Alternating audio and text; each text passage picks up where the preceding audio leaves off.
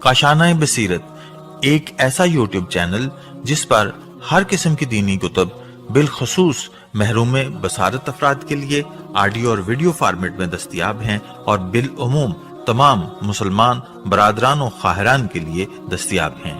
इसलिए आपसे गुजारिश है कि बेल आइकन को प्रेस करके हमारे इस चैनल को जरूर सब्सक्राइब कीजिए ताकि आइंदा आने वाली हर किताब आपको बर वक्त मिलती रहे। काशानाए बसीरत, काशानाए बसीरत, काशानाए बसीरत, काशानाए बसीरत। अस्सलामु अलैकुम वरहमतुल्लाहि वबरकातुहू। सामईन, आप जो किताब समाअत फरमा रहे हैं उसका नाम है क़ल्ब सलीम जिल्द दोम। किताब के मुसन्निफ़ हैं आयतुल्लाह सैयद अब्दुल हुसैन दस्तगैब शिराज़ी। किताब का तर्जुमा किया है मोहम्मद हसन जाफ़री साहब ने। आज हम आपके सामने इसकी 18वीं रिकॉर्डिंग पेश कर रहे हैं, सफ़ा नंबर 274 से। आखिरत की तबाही। जिस कौम के अफराद की इनफरादी ज़िंदगी यहूद और हनूत की ज़िंदगी को शर्मा रही हो और जिसकी इज्तिमाई ज़िंदगी असलाफ के नाम पर धब्बा हो, इनकी उखरवी ज़िंदगी भी हरगिज़ काबिल रश नहीं है, क्योंकि अहकाम खुदावंदी की परवाह न करने वाले अफराद हालत ईमान पर नहीं मर सकते, और अगर बिलफ़र्ज़ इनकी मौत ईमान पर भी वाक़ हो तो भी दिलों में मौजूद बुग़्ज़ और अनात की वजह से जन्नत में दाखिल नहीं हो सकते और जन्नत की बू इनके मशाम तक नहीं आ सकती। हाँ, अगर हज़ारों बरस बरज़ख या मवाक़िफ़ क़यामत में अज़ाब इलाही में गिरफ़्तार रहें और इस आलूदगी से पाक हो जाएं, या हज़रत शफ़ी मुंज़मीन और हादियान दीन अलैहिमुस्सलाम की शिफ़ात नसीब हो जाए तो अलग बात है, वरना निजात उखरवी बहुत मुश्किल है। हर फ़र्द है मिल्लत के मुक़द्दर का सितारा। अगर कोई करम फरमा ये कहे कि आखिर इन सतूर लिखने का क्या मकसद है, और क्या इन सतूर से इस्लामी माशरा दुरुस्त हो सकता है, और क्या ये मुहलिक किस्म की तफ़रक़ा अंदाज़ी वहदत इस्लामी में तब्दील हो सकती है, इस सवाल के जवाब में हम ये गुजारिश करेंगे कि माशरे की इस्लाह अफराद की इस्लाह से ही मुमकिन है, क्योंकि माशरा अफराद के इज्तिमा से ही तश्कील पाता है, और ये भी हकीकत है कि तमाम अफराद की इस्लाह ना सिर्फ मुश्किल बल्कि नामुमकिन है। मगर मायूसी गुनाह है। ये सच है कि तमाम अफराद की इस्लाह महाल है, लेकिन बाज़ अफराद की इस्लाह ना सिर्फ मुमकिन बल्कि मुतवक्के है। और इसकी मिसाल यूँ समझें कि अगर किसी शख्स का पूरा बदन आग में जल रहा हो, और अगर हम सारी आग अपनी पूरी कोशिश के बावजूद भी ना बुझा सकें, तो कम से कम किसी एक अज़ू की तो आग बुझानी ही चाहिए, ख्वाह वो अंगुश्त बराबर ही क्यों ना हो। और हम समझते हैं कि अगर कोई शख्स किसी की पूरी आग बुझाने में कामयाब ना भी हो सके और वो एक हिस्से की आग ही बुझा दे, तो कोई शख्स इस पर एतराज़ नहीं करेगा। आखिर एक हिस्से की आग बुझाने का फ़ायदा ही क्या है। चुनाचे इन मिसाल के मुताबिक हमारी अपनी हैसियत भी एक अंगुश्त बराबर आग बुझाने वाले की सी है। हम अपनी बेबज़ाती और बेबसी से पूरी तरह आगाह हैं, और हम जानते हैं कि उम्मत इस्लामिया के वजूद को जिस आग के शोलों ने चारों तरफ से लपेट रखा है, हम इस आग को फ़ुरू करने के काबिल नहीं हैं। ताहम बक़दर इस्तिताअत अगर अमर बिल मारूफ़ और नही अनिल मुनकर के तहत हम चंद अफराद को ही इस दहकती आग से निकालने में कामयाब हो गए, तो हम समझेंगे कि हमारी कोशिश रायगा नहीं गई। दर्जा बदर्जा इस्लाह, सफ़ा नंबर है 276। मुमकिन है कि हमारे सामईन में से कई सामईन हमारी इस बहस और दीगर मुबाहिसों से मुतासिर होकर इस्लामी अहकाम और अपने दीनी वजीफ़े पर अमल करते हुए अपनी इस्लाह का अज़म कर लें, तो हम इन्हें मशवरा देंगे कि वो सबसे पहले अपने दिल को हराम बुग़्ज़ से पाक करें और फिर आहिस्ता आहिस्ता अपनी मुकम्मल इस्लाह करें, और जब वो ख़ुद इस्लाह का मरहला तय कर लें तो इसे अपने ख़ानदान और मुताल्लिक़ीन और बिलख़ुसूस ज़ेर कफ़ालत अफराद की इस्लाह करनी चाहिए, और बादअज़ां अपने तमाम रफ़क़ा और अहबाब को बुग़्ज़ व अनात तर्क करने की दावत देनी चाहिए, और इसे अपने तमाम दोस्तों से दरख्वास्त करनी चाहिए कि वो किसी मुसलमान की दुश्मनी से अपने दिल को आलूदा ना करें, और फिर सुलह व आश्ती के ख्वाहिशमंद अफराद को चाहिए कि वो मिल बैठ कर अपने अपने मोहल्ले अपने अपने शहर में लोगों के तनाज़ात के असबाब का पता चलाएं, اور ان کے تنازعات دور کرنے کی بھرپور کوشش کریں اور متحارب افراد میں صلح و صفائی کرائیں۔ اصلاح بین المسلمین۔ قرآن و حدیث میں اس موضوع پر خصوصی زور دیا گیا ہے اور اس کا بے انتہا ثواب بیان کیا گیا ہے، جیسے کہ اللہ تعالیٰ کا فرمان ہے سورہ حجرات کی آیت نمبر 10 میں، تمام مومن ایک دوسرے کے بھائی ہیں، اپنے دو بھائیوں کے درمیان صلح کراؤ۔ اسلام کی تعلیم یہ ہے کہ اگر شوہر اور بیوی میں جھگڑا ہو جائے تو ایک شخص شوہر کے خاندان سے لیا جائے اور ایک شخص بیوی کے خاندان سے لیا جائے، اور ان دونوں کو چاہیے کہ وہ پوری کوشش کر کے ان کے درمیان صلح کرا دیں۔ ہاں، اگر خدا نخواستہ صلح ناممکن ہو جائے تو پھر ان میں تفریق کرا دیں، اور اگر مسلمان کے دو گروہ آپس میں لڑ پڑیں تو مسلمانوں کو چاہیے کہ ان میں صلح کرائیں۔ اگر ان میں سے ایک فریق سراسر زیادتی اور سرکشی پر اتر آئے تو تمام مسلمانوں کا فرض ہے کہ وہ زیادتی کرنے والے فریق سے جنگ کریں یہاں تک کہ اسے صلح پر مجبور کریں، اور جب وہ صلح پر آمادہ ہو جائے تو پھر عدل کے ساتھ دونوں متحارب دھڑوں میں صلح کرا دی جائے۔ سورہ نساء کی آیت نمبر 35 اور سورہ حجرات کی آیت نمبر 9 کا ہم نے یہ ترجمہ آپ کے سامنے پیش کیا۔ اصلاح ذات البین بہترین صدقہ ہے۔ امام جعفر صادق علیہ السلام نے فرمایا، جس صدقے کو خدا بہت پسند کرتا ہے وہ لوگوں میں فساد کے وقت صلح کرانا اور جب ایک دوسرے سے دور ہوں تو ان کو قریب کرنا ہے۔ یہ حدیث اصول کافی باب اصلاح میں موجود ہے۔ مفصل بیان کرتے ہیں کہ امام جعفر صادق علیہ السلام نے اپنی طرف سے مجھے خطیر رقم عنایت فرمائی اور آپ نے اس کا مصرف یہ بیان کیا، جب تجھے ہمارے دو شیعوں میں کہیں جھگڑا دکھائی دے تو اس جھگڑے کو ختم کرنے کے لیے میری دی ہوئی دولت کو خرچ کرو۔ یہ حدیث بھی الکافی میں موجود ہے۔ ابو حنیفہ سائق الحاج یعنی سالار حج کا بیان ہے، ایک مرتبہ ایک وراثت کی وجہ سے میرا اور میرے داماد کا آپس میں جھگڑا ہو گیا۔ اچانک مفصل ہمارے پاس سے گزرے تو انہوں نے ہم دونوں سے کہا کہ تم دونوں میرے گھر آؤ۔ ہم دونوں مفصل کے پاس گئے، انہوں نے ہم دونوں کی باتیں سنی، آخرکار 400 درہم کے ذریعے سے انہوں نے ہمارے درمیان مصالحت کرا دی اور انہوں نے وہ رقم بھی اپنی طرف سے ادا کر دی۔ جب ہم دونوں میں اچھی طرح سے صلح صفائی ہو گئی تو مفصل نے ہم سے کہا، تمہیں معلوم ہو جانا چاہیے کہ یہ رقم میں نے اپنی جیب سے نہیں دی۔ مجھے امام جعفر صادق علیہ السلام نے فرمایا تھا کہ جب تم ہمارے دو شیعوں کو جھگڑتے ہوئے دیکھو تو ان کے درمیان صلح کرانا اور مصالحت کے لیے میری رقم خرچ کرنا۔ لہٰذا میں نے یہ رقم خرچ کی اور میری نہیں بلکہ امام علیہ السلام کی ہے۔ قسم توڑ دو اور صلح کراؤ، صفحہ نمبر ہے 278۔ امام جعفر صادق علیہ السلام سے مروی ہے کہ آپ نے فرمایا، جب تجھے دو اشخاص کے درمیان صلح کی دعوت دی جائے تو یہ نہ کہنا کہ میں نے قسم کھائی ہوئی ہے کہ میں یہ کام نہیں کروں گا۔ یہ حدیث بھی الکافی میں موجود ہے، جلد نمبر 3 صفحہ نمبر 316۔ اگر کسی شخص نے واجب یا مستحب کار خیر ترک کرنے کے لیے خدا کے نام کی قسم کھا لی تو وہ قسم باطل ہے۔ اسی لیے اگر کسی نے مصالحت کے لیے نہ جانے کی قسم کھائی ہو تو اس کی قسم بھی باطل ہے۔ اسے چاہیے کہ قسم کی پرواہ نہ کرے اور مصالحت کے لیے اٹھ کھڑا ہو، کیونکہ مصالحت خدا کو مطلوب ہے اور یہی خدا کا حکم ہے، اسی لیے اس سے بے توجہی ہرگز نہیں کرنی چاہیے۔ اللہ تعالیٰ سے ہماری دعا ہے کہ وہ ہمیں دینی فرائض سے آشنا فرمائے اور ہمیں ان اطاعت کی توفیق عطا فرمائے۔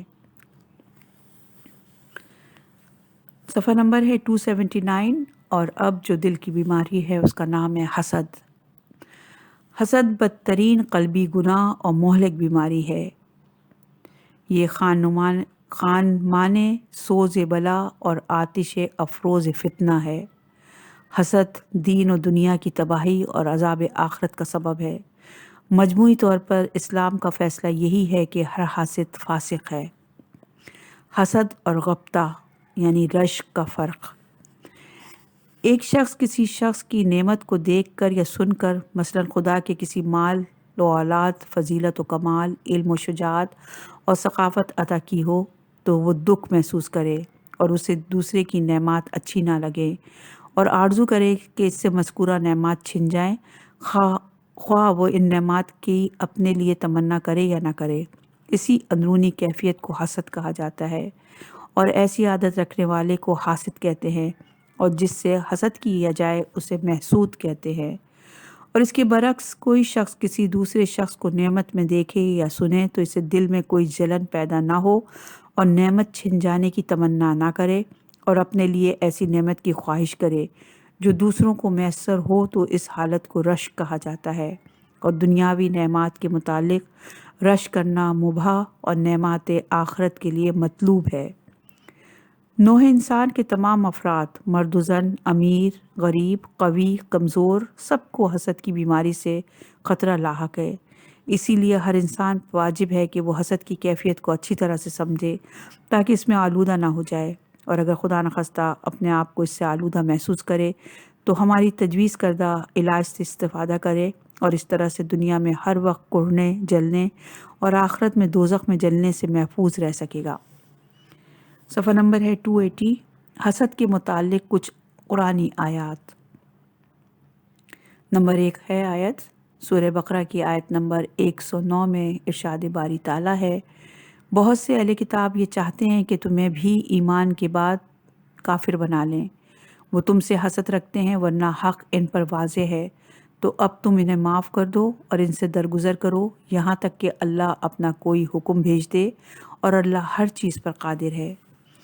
جب یہودیوں نے یہ دیکھا کہ قرآن مجید اور رسول اکرم صلی اللہ علیہ وآلہ وسلم پر ایمان ایک عظیم فضیلت اور نعمت ہے جو کہ مسلمانوں کو مل چکی ہے، وہ اس نعمت کے طفیل ان کے دلوں میں وحدت اور یگانت پیدا ہو گئی ہے، تو انہیں مسلمانوں کی یہ بھلائی ایک آنکھ نہ بھائی اور آرزو کرنے لگے کہ کسی نہ کسی طرح سے مسلمان اس نعمت سے محروم ہو جائیں۔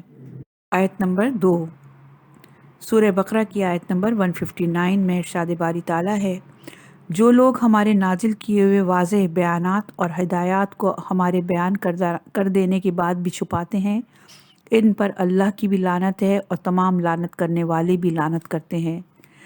ان دو آیات اور ہم تک پہنچنے والی تفسیر سے معلوم ہوتا ہے کہ جو شخص کسی کو خدا کی عطا کردہ نعمت سے بہرہ مند ہوتے ہوئے برداشت نہ کرے اور اس سے سلب نعمت کی آرزو کرے اور حسد کی وجہ سے وہ فضیلت و نعمت کا انکار کرے یا اسے چھپائے، تو ایسا شخص خدا، ملائکہ اور اہل ایمان کی لعنت کا حقدار بن جاتا ہے۔ علماء یہود بھی اس بیماری میں مبتلا تھے اور انہیں بخوبی علم تھا کہ رسول اکرم صلی اللہ علیہ وآلہ وسلم سچے نبی ہیں اور قرآن مجید اللہ کی کتاب ہے، مگر وہ خدا کی اس نعمت عظمیٰ کو اپنے علاوہ کسی اور میں دیکھنا پسند نہیں کرتے تھے، اسی لیے وہ حسد میں مبتلا ہو گئے اور آرزوئے حساوت انہوں نے حق کو چھپا لیا اور یہودی عوام کو اسلام قبول کرنے سے روک دیا، اور جب علماء یہود مسلمانوں کو ایمان و اتحاد کی فضیلت سے بہرہ مند دیکھتے تو انہیں سخت ناگوار محسوس ہوتا تھا اور وہ مسلمانوں کو ایمان سے محروم کرنے کے لیے ان میں اختلاف پیدا کرنے کی ہر ممکن کوشش کرتے تھے۔ تاریخ اسلام یہود و نصارہ کے حسد کے واقعات سے لبریز ہے اور ان کا عملی حسد آج بھی ہمیں ہر جگہ دکھائی دیتا ہے۔ حق اہل بیت کے انکار کی وجہ بھی حسد ہے۔ صفحہ نمبر 281۔ بہت سے یہودی صفت افراد جو کہ اپنے آپ کو بزوم خوش علماء اسلام کہلاتے تھے، مگر انہیں اہل بیت سے بغض و عناد تھا، تو انہوں نے بھی علماء یہود کی سیرت کو اپنایا اور ازروئے حسد فضائل آل محمد پر مبنی روایات کو چھپایا اور ان کا انکار کیا، اور انہوں نے صرف اسی پر بس نہیں کی بلکہ دشمنان آل محمد کی فضیلت میں جھوٹی روایات بھی وضع کی۔ مسلمانوں کے اسی حسد سے آگاہی کے لیے علامہ امینی کی کتاب الغدیر کا مطالعہ فرمائیے۔ تفسیر مجموع البیان میں مذکور ہے کہ اس آیت مجیدہ سے معلوم ہوتا ہے کہ حق کا چھپانا کائنات کا بدترین گناہ ہے۔ رسول اکرم صلی اللہ علیہ وآلہ وسلم نے فرمایا، جس شخص نے کسی ایسی بات کے متعلق سوال کیا جسے وہ جانتا ہو اور وہ چھپا لے، بشرطے کہ اس کا آشکار کرنا ضروری ہو اور اس کے اظہار میں اسے کسی طرح کا خوف نہ ہو، تو قیامت کے دن اس کے منہ میں آگ کی لگام ڈالی جائے گی۔ نمبر 3 ہے नंबर 3 आयत है सूरह निसा की आयत नंबर 54। या वो इन लोगों से हसद करते हैं जिन्हें खुदा ने अपने फजल व करम से बहुत कुछ अता किया है। इस आयत मजीदा में मुसलमानों को मना किया गया है वो दूसरों की नेमात को निगाह हसद से न देखें और नेमात माल और औलाद की तरह से ख्वाह ज़ाहिरी हो या नबूवत और इमामत की तरह से मानवी सूरत में हो। बहनों, हसद हर लिहाज से काबिल मज़म्मत है और यहूद हज़रत मोहम्मद सल्लल्लाहु अलैहि वसल्लम की नबूवत पर हसद करते थे और दुश्मनान आले मोहम्मद और उनकी इमामत और विलायत पर हसद करते थे। सफ़ा नंबर है 282। दूसरों की नेमात की ख्वाहिश ना करें। किसी पर खुदा की नेमत देखकर कभी ये आरजू नहीं करनी चाहिए कि इससे वो नेमत सल्ब हो जाए और उसकी बजाय वो नेमत मुझे मिल जाए। मसलन एक बहन को अपने भाई से इसलिए हसद नहीं करनी चाहिए कि मिरास में इसका हिस्सा ज़्यादा क्यों है और मेरा कम क्यों है। इसी तरह से किसी की खूबसूरत बीवी देखकर किसी मर्द को ये तमन्ना नहीं करनी चाहिए कि इसके पास खूबसूरत बीवी क्यों है और मैं इससे महरूम क्यों हूँ और ए काश इससे वो बीवी छीन कर मेरी ज़ौजियत में आ जाए। और इससे किसी का खूबसूरत मकान और किसी की दौलत देखकर दिल में ये आरजू नहीं करनी चाहिए कि इससे वो मकान और दौलत छीन कर इसे मिल जाए। और इस तरह से किसी दानिश्वर की शोहरत से जलकर गैर दानिश्वर ये आरजू ना करे कि काश वो शोहरत इससे सल्ब हो जाए और मुझे मिल जाए। अल्लाह ताला ने इससे हसद से मना करते हुए कुरान मजीद में फरमाया, सूरह निसा की आयत नंबर 32 में, खुदा से इसके फ़ज़ल की दरख्वास्त करो। इंसान को चाहिए कि वो हुक्म खुदाबंदी की तामील करे और हसद से परहेज़ करके रश्क और गबत का मुज़ाहरा करे, क्योंकि हसद हर लिहाज से मज़मूम और रश्क और गबता हर लिहाज से काबिल तारीफ़ है। हुक्म खुदाबंदी पर अमल ना करने का वबाल। कुरान को किताब आसमानी और दस्तूर इलाही तस्लीम करने वाले अफराद अगर इस आयत मजीदा पर अमल करें तो हसद जैसे बदतरीन गुनाह से महफूज रह सकते हैं और लोगों के माल व आबरू की ख़यानत से बच सकते हैं और लज्जत ईमानी के साथ दुनियावी कामयाबी से भी हमकिनार हो सकते हैं। लेकिन इस्लाम के दावदारों की अक्सरियत ने कुरान मजीद की इस आयत पर अमल नहीं किया, जिसकी वजह से ज़िल्लत उनका मुक़द्दर बन गई और ये ज़िल्लत सिर्फ दुनियावी ज़िंदगी तक ही महदूद नहीं है, इन्हें आखिरत के दिन भी रसूल अकरम सल्लल्लाहु अलैहि वसल्लम की रहमत के सामने शर्मिंदगी उठानी पड़ेगी और इस बीमारी की वजह से वो जन्नत से महरूम रहेंगे। सफ़ा नंबर है 283। हासिद के शर से पनाह तलब करो। अल्लाह ताला ने अपने हबीब को बहुत सी चीज़ों के शर से पनाह तलब करने का हुक्म दिया है, जिनमें से एक शर हसद है, जैसा कि फरमान खुदाबंदी है सूरह फलक की आयत नंबर 5 में, मैं हासिद के शर से पनाह तलब करता हूँ जब वो हसद करे। इस आयत मजीदा में अल्लाह ने हासिद को इब्लीस के मसावी करार दिया है। जिस तरह से शैतान के शर से पनाह तलब की जाती है, इसी तरह से हासिद के शर से भी पनाह तलब करने का हुक्म दिया गया है। इब्लीस और हासिद में कदर मुश्तरक यह है कि इब्लीस इंसान का पोशीदा दुश्मन है और हासिद इंसान का ज़ाहिरी दुश्मन है। इसीलिए मुसलमानों का फ़र्ज़ है कि वो ज़ाहिरी व बातिनी दोनों किस्म के दुश्मनों की शर से बचने के लिए अपने आप को खुदा की पनाह में ले लें। इब्लीस और हासिद दोनों इंसानों की तबाही और बर्बादी के नित नए मंसूबे बनाते रहते हैं, जिनसे महसूद बिल्कुल बेखबर होता है और अपने दिफा पर कुदरत नहीं रखता। इसीलिए मोमिन दोनों के शर से बचने के लिए अपने आप को खुदा की पनाह में देता है, क्योंकि अगर खुदा इनके शर से महफूज ना रखे तो इंसान की हलाकत यकीनी हो जाती है। तफसीरुल बुरहान में मनकूल है कि इमाम जाफ़र सादिक़ अलैहिस्सलाम से इज़ा हसद का मायने पूछा गया तो आपने फरमाया, क्या तुझे दिखाई नहीं देता कि हासिद तुझे किस तरह फाड़ खाने वाली निगाहों से देखता है, और यही हसद का मफ़हूम है।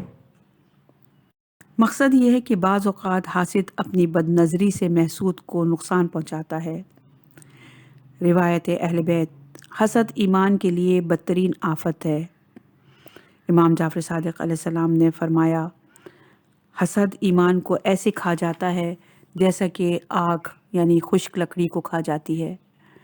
अल काफ़ी में ये हदीस मौजूद है, सही मोहम्मद बिन मुस्लिम में भी मौजूद है। इसकी वजह यह है कि हासिद का दिल हर वक्त महसूद के हसद से लबरेज रहता है اور خدا اور آخرت کی یاد سے غافل رہتا ہے، اسی لیے وہ نور ایمان سے محروم ہو جاتا ہے۔ اور اس کی دوسری خرابی یہ ہے کہ حسد کرنے والا شخص اپنے عیوب پر نظر نہیں کرتا اور اسے اپنے بے شمار گناہ یاد نہیں رہتے، اور وہ توبہ کی سعادت سے محروم رہتا ہے، اور اسے نماز اور دوسری عبادات میں حضور قلب نصیب نہیں ہوتا، اور یوں وہ ہر نیک عمل سے تہی دامن ہو جاتا ہے۔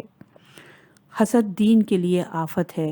امام جعفر صادق علیہ السلام نے فرمایا، حسد، خود پسندی اور فخر دین کے لیے آفت ہیں۔ یہ حدیث بھی الکافی صحیح المعاویہ بن وہب میں موجود ہے۔ آپ علیہ السلام نے فرمایا، مومن رشک کرتا ہے اور حسد نہیں کرتا، جبکہ منافق حسد کرتا ہے اور رشک نہیں کرتا۔ یہ حدیث بھی الکافی میں موجود ہے۔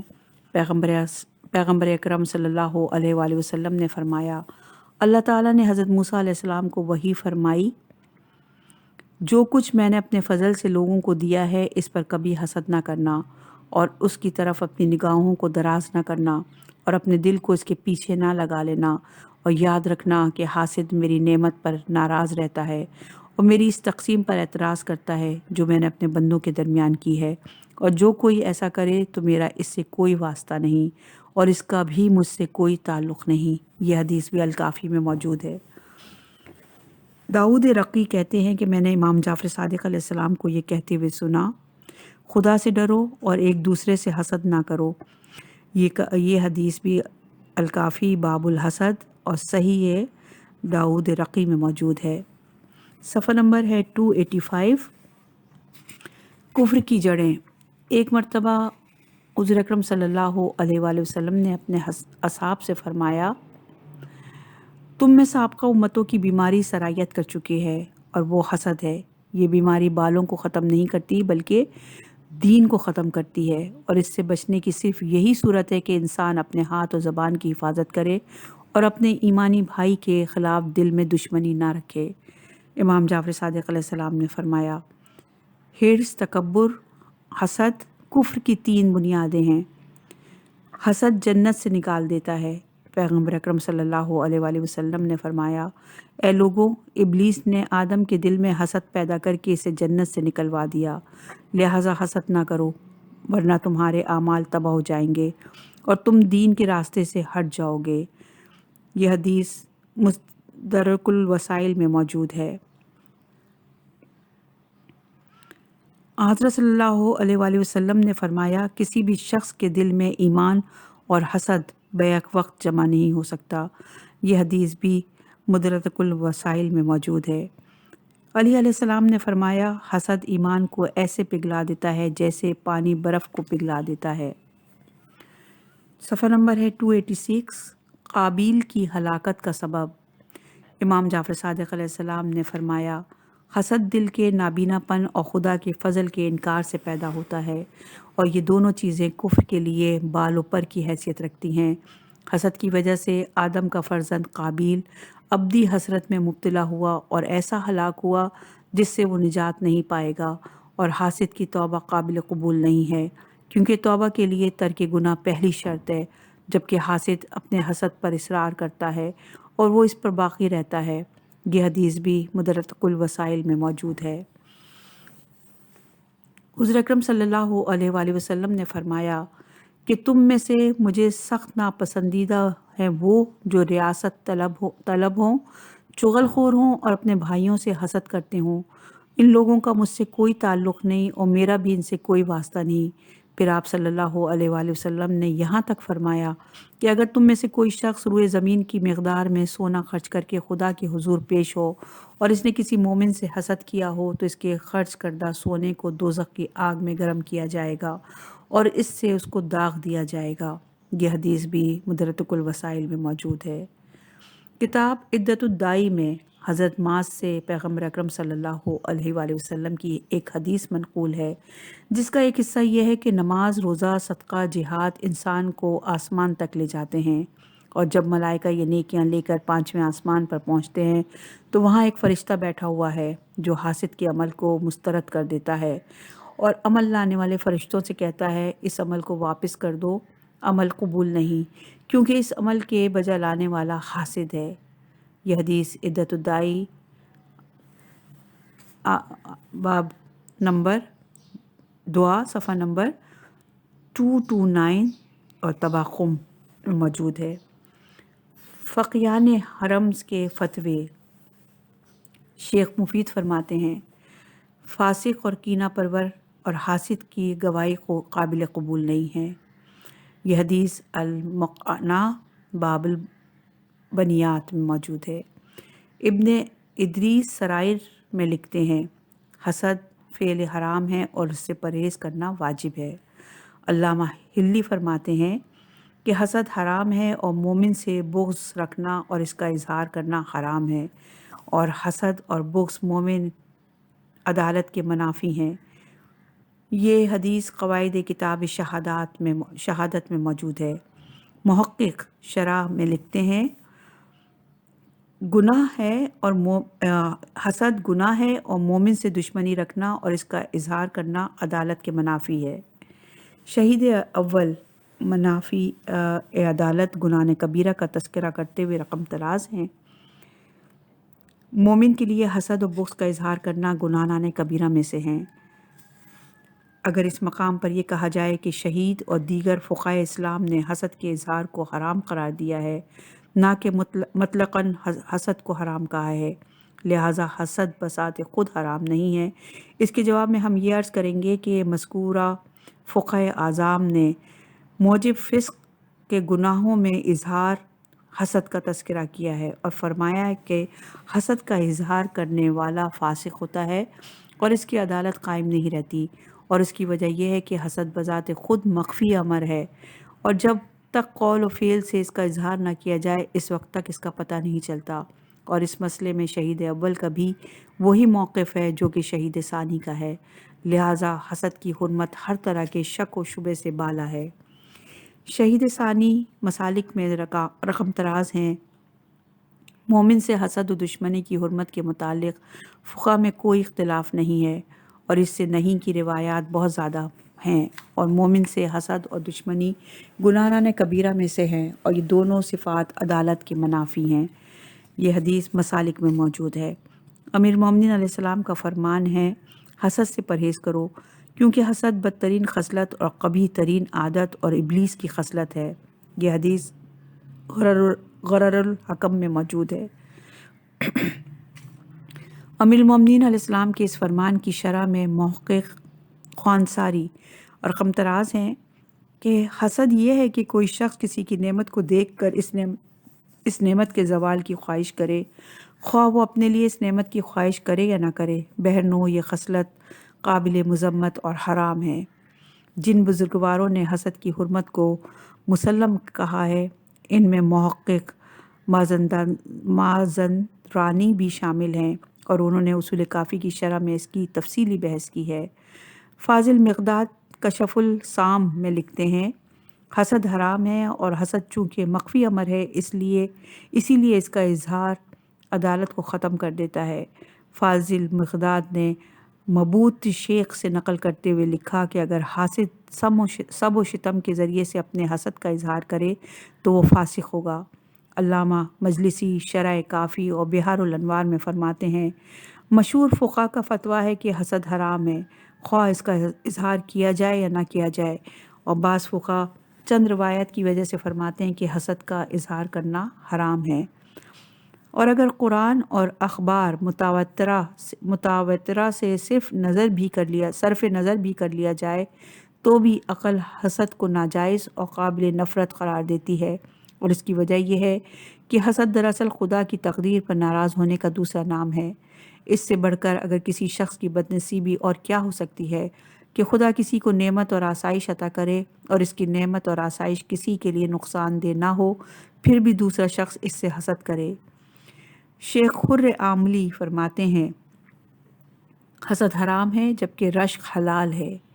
یہ حدیث رسالہ ہدیۃ الہدیہ فاضل نراقی جامع سادہ میں فرماتے ہیں کہ حسد کی 3 قسمیں ہیں۔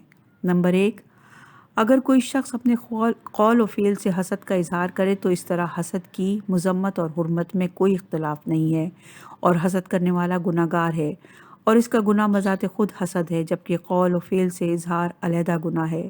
نمبر 2، اگر حسد دل میں پنہا رہے اور اس کا اظہار کسی طرح سے نہ کیا جائے، لیکن دل میں حسد کو برا نہ سمجھے، تو اس طرح کے حسد کی مذمت اور حرمت میں بھی کوئی اشکال نہیں ہے، اور حسد کا یہ مرتبہ بھی پہلی مرتبہ کی طرح سے حرام ہے، اور اس سے توبہ ضروری ہے۔ البتہ پہلے اور دوسرے درجے میں اتنا فرق ضرور ہے کہ پہلے درجے کے لیے خدا سے توبہ کرنا بھی ضروری ہے اور مسعود سے معافی مانگنا بھی ضروری ہے، لیکن دوسرے درجے میں صرف خدا کے حضور توبہ کرنا کافی ہے، محسود سے معافی طلب کرنے کی ضرورت نہیں ہے۔ نمبر 3 ہے، اگر کوئی شخص اپنے حسد کا اظہار نہ کرے اور دل میں جذبہ نفرت ڈھل جائے تو حسد کا یہ درجہ حرام نہیں ہے۔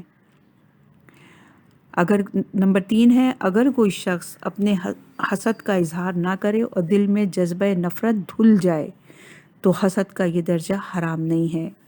مذکورہ بحث سے بخوبی معلوم ہو سکتا ہے کہ انسان کا اپنے دشمنوں سے رویہ بھی 3 قسم کا ہوتا ہے۔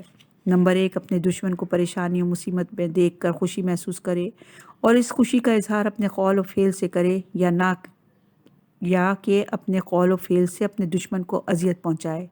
چنانچہ حسد کی یہ قسم قطعی حرام اور اس کا مرتکب گناہ گار ہے۔ نمبر 2 ہے، دشمن کا دکھ اور مصیبت میں مبتلا پا کر اپنے قول و فعل سے اپنی خوشی کا اظہار نہ کرے، لیکن دل میں دشمن کے دکھ کو برا بھی محسوس نہ کرے اور اس دکھ کے دور ہونے کی خواہش بھی نہ کرے، تو اس طرح کے حسد کے متعلق اختلاف پایا جاتا ہے، اور حق یہ ہے کہ حسد کی یہ قسم بھی حرام ہے اور اس طرح کا حاسد گناہ گار ہے۔